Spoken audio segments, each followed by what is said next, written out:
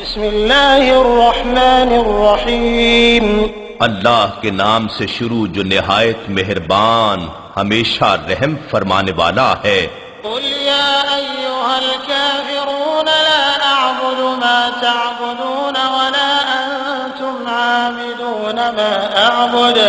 آپ فرما دیجئے اے کافرو، میں ان بتوں کی عبادت نہیں کرتا جنہیں تم پوجتے ہو، اور نہ تم اس رب کی عبادت کرنے والے ہو جس کی میں عبادت کرتا ہوں، ولا انا عابد ما عبدتم، اور نہ ہی میں آئندہ کبھی ان کی عبادت کرنے والا ہوں جن بتوں کی تم پرستش کرتے ہو، ولا انتم عابدون ما اعبد لكم دینکم ولی دین۔